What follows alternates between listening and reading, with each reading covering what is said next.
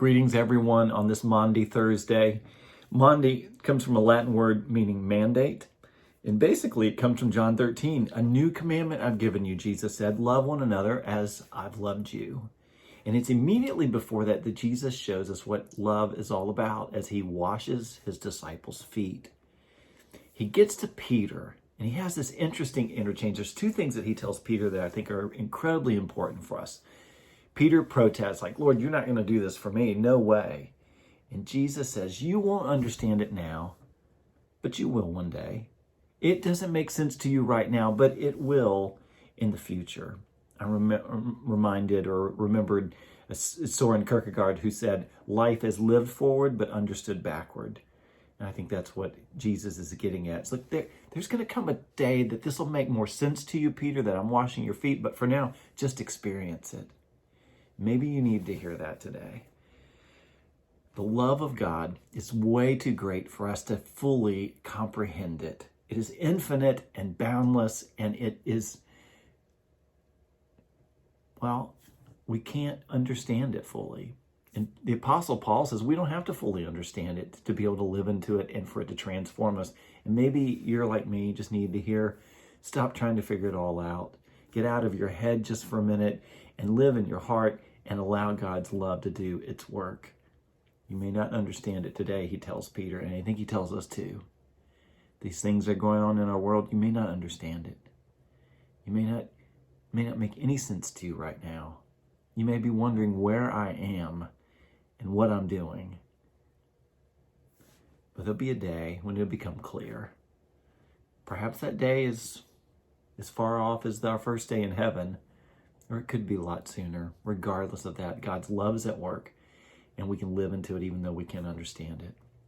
Second thing that Jesus tells Peter is like, look, if you don't let me do this for you, because Peter protests and said, you're not washing my feet. You know who you are, and I know who I am, and you can't do this. And Jesus says, if you don't allow me to do this for you, Peter, you will have no share in my work. You'll have no part of me. We've been talking about our faith all this year as being a revealed faith. And I've said it like this before in a variety of places. We don't find God, God finds us.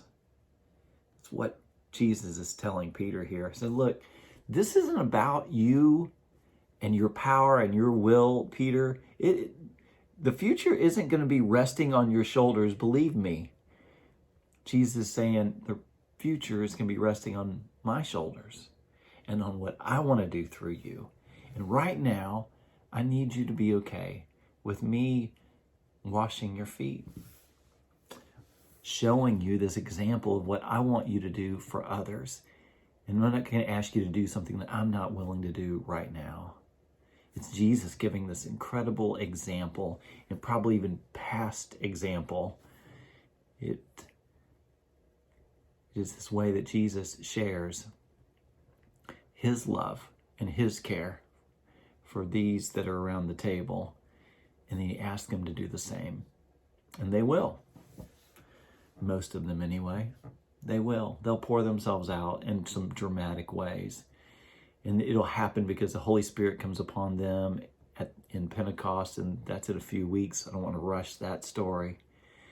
But they will pour themselves out, and they will love as Jesus loved. It's all because they saw the example. They were a part of that experience. Perhaps we needed to hear those words today too. It's not on our shoulders. We don't have to do it all. We don't have to figure it out. We don't have to have enough power or resources. We really need to just rest in that which is given to us from Christ.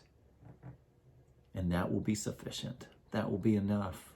That will carry us through. I've enjoyed this Lenten season and coming to you through these video logs. Probably next couple weeks we'll get back to more of a traditional. I'll write them and just send some things out. I'd love to hear from you what was helpful and maybe what you like for me to do differently or do more of.